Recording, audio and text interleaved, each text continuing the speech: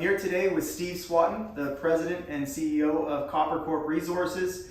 He's here to give us a little bit of an overview on the assets within the company, help us understand a little bit more about IOCGs. If you missed the primer we did on IOCG deposits, it's in the YouTube channel. Go ahead and have a look.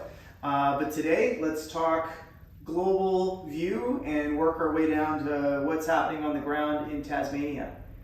Okay, IOCGs, as you can see, are distributed throughout the world, and I'm sure this isn't an exhaustive list, but the most famous one in the world is actually in Australia. So Tasmania, where our assets are just south of the Gawler Craton. But as you can see, they range from the northern parts of Canada to northern Sweden, to some of the most famous ones in Carajás, and the most famous one on the Chilean belt is the Candelaria mine. So they distribute throughout the globe, and they tend to be in very old rocks in general. Yeah. And in Australia, obviously, this is a resource-rich country. It has all the benefits of having developed a mining industry and the rules and regulations around it. But maybe you just want to tell us a little bit more about what's happening in the country from a mining perspective and just why it's a great place to be. Well, Australia is a great place to be. It's a first world country. The rules and regulations around mining in Australia are very similar to Canada, and we have a very commonality in our language of how we deal with licenses and exploration. So in terms of Australia in general with IOCGs, there's basically three very well-known belts. This is called the Conclari area, the Gawler Craton, and this is Tennant Creek. And within the Gawler Craton in particular, there's the extremely famous Olympic Dam discovered in 1975 and then taken over by BHP in 2005. And I was with the company at the time when they made that acquisition, and it's a huge deal. It's the largest single uranium mine in the world. It's the third largest gold mine in the world, and the fourth largest copper mine in the world. It's a huge resource. And around there's other ones too. There's Prominent Hill, and there's also Carpentina there. These are huge in their own right. So this particular region developed a lot of interest. So therefore, the level of knowledge within Australia far exceeds a large other parts of the world. And this Mount Isa is extremely important mineral district within Australia, and they have a lot of different IOCGs, copper deposits and gold mines, and so does Tennant Creek to the north. Now we have these outliers that you see out here, but also Tasmania with the Savage River has become a very important sort of, if you like, a late recognition that in fact this might be its own IOCG district in its own right. So tell us more about Tasmania.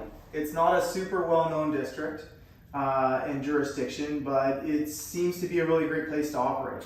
Yeah, Tasmania has a lot of advantages. A large part of the exports from Tasmania are derived from mining or exploration related activity.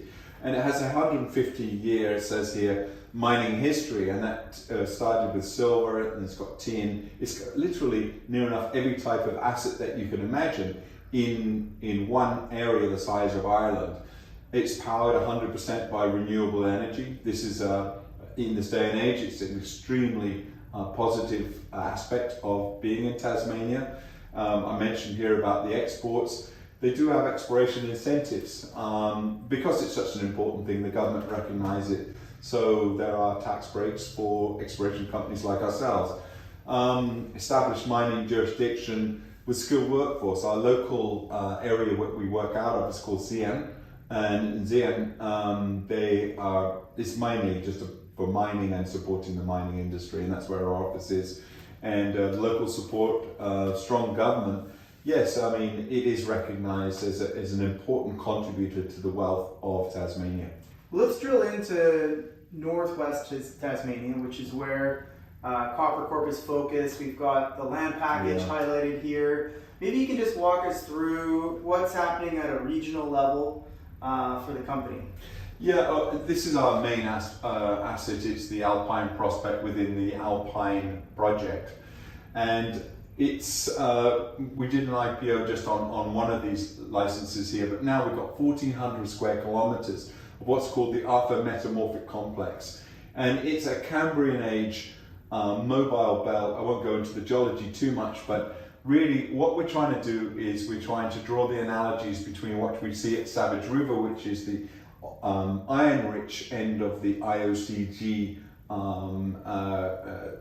group of assets, and what we also see at Skyline here, which may be a little more on the porphyry side, but it also does have some IOCG tendencies. And what you see here is the rich history of different other mines in the area. This Mount Lyell copper gold mine is actually a very large gold mine in its own right. Henty gold mine is a very famous historical mine within the general area, but within this huge belt of rocks that we have trending to the northeast here are many small prospects, and what we're defining it with is geophysics and geochemistry, and we're going to have a very extensive and very aggressive exploration program throughout this whole belt. So that's really exciting. So looking at this though from maybe a longer term perspective and trying to understand the infrastructure that's here, maybe you can tell us a little bit more about, you know, down the road planning and what is available in this part of the country.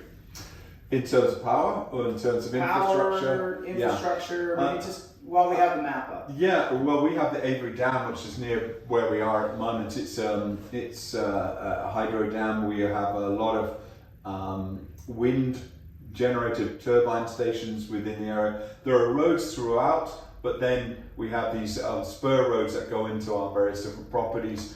Our Skyline is a little more remote, that does have historical mining, and there are some rudimentary roads into the area. This area is a lot higher in altitude than it is in Alpine, and we're working on that right now because we have a shorter weather season. It's a bit like working in northern Canada as opposed to northern BC as opposed to southern BC. But you know, I would say compared to remote parts of northern Canada and maybe the more remote parts of inner Australia, it has good infrastructure.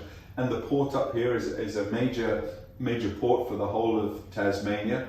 So I would say it's a first-class jurisdiction to be working in. Not to mention access to water, which is an issue, I think, when you start looking into some of these more arid climates where, you know, where they're trying to put big projects into production, but where does the water come from? Well, here we have as much water falling in this part of the world than we do in Vancouver. It's a very wet climate. And yes, you're right to bring up that point, that 40% of the world's copper deposits come from very arid areas in Chile and Peru.